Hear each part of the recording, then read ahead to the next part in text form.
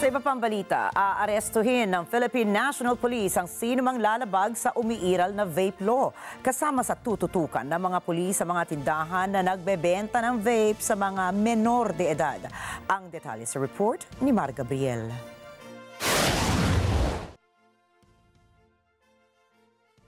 We will be ensuring that there will be arrest made.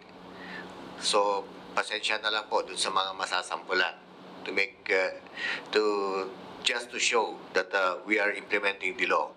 Yan ang babala ng liderato ng Philippine National Police sa sinumang lalabag sa RA 11900 o ang vape law.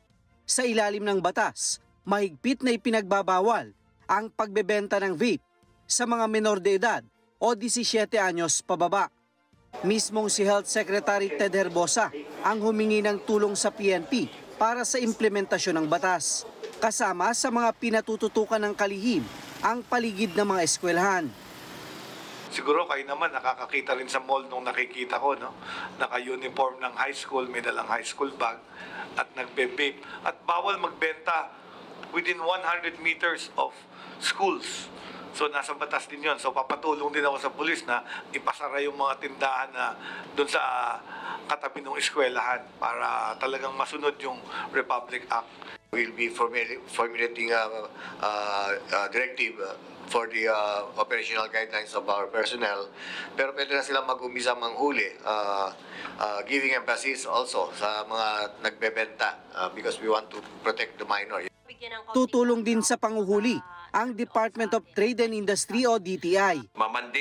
Mandato ng product registration ng vape, both for FDA and DTI. So ito po ay will be enforced by June of this year.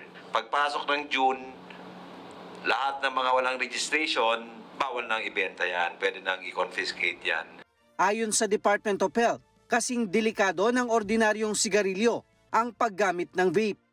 Masama rin ito para sa mga nakakalanghap ng usok o yung tinatawag na second-hand smoke.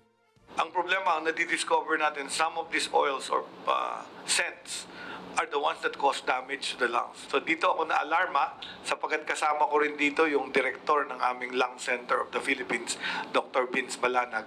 At marami na silang cases ng minors below 18 that already have lung injury from e-smoking, from e-cigarettes and vaping.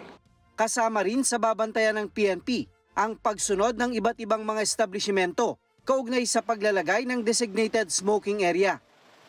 Mar Gabriel para sa Mata ng Agila. Matatag, matapang, matapat.